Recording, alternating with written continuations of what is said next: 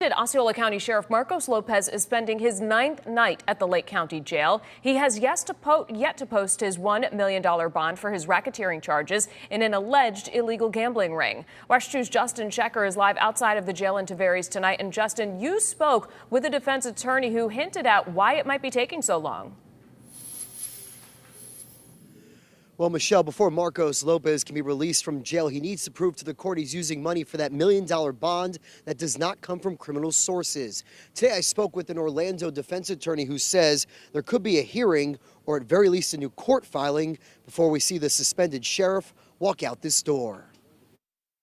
We would ask the court to still look at Mr. Lopez as a regular individual, and not just because he has a sheriff's title that he should be treated any differently. Unlike the 3 co-defendants in the state's racketeering case who have already bonded out of the Lake County Jail, suspended Sheriff Marcos Lopez has what's called a Nebia hold. So we would ask that any release be stayed until the defendant meets his burden of showing that those funds are from non-criminal sources. Orlando-based criminal defense attorney Jose Rivas tells WESH 2 Lopez could possibly use money from a family trust, but that needs to be converted to cash before going through a bondsman. Well, the judge made it very clear that they have to come to some kind of agreement or that the funds are legitimate. If they don't, then they're going to have a hearing. But we anticipate that the court has to sign an order indicating that the funds have been stipulated to by the state, and therefore they can go ahead and use those funds for the bond. The day before he was arrested, Lopez filed his most recent financial disclosure.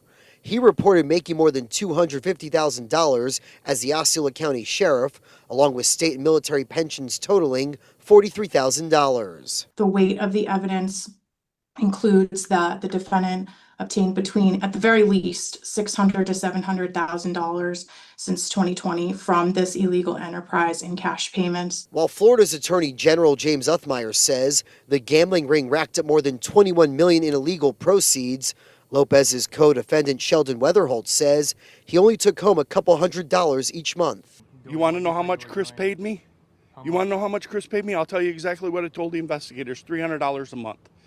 $300 a month. That was just to supplement my income to support my family. Weatherholt's bond was 10 times less than the amount the suspended sheriff needs to come up with to be released from jail. Usually anytime there's a large bond, right, or a large amount of money that needs to be put out for a bond, they want to know where that sources are coming from.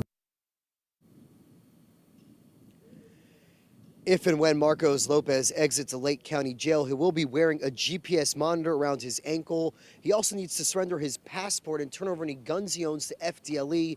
Meanwhile, his defense attorney, Mary Ibrahim, has filed a motion trying to reduce that $1 million bond. We're live tonight in Tavares. I'm Justin Shecker, WESH 2 News.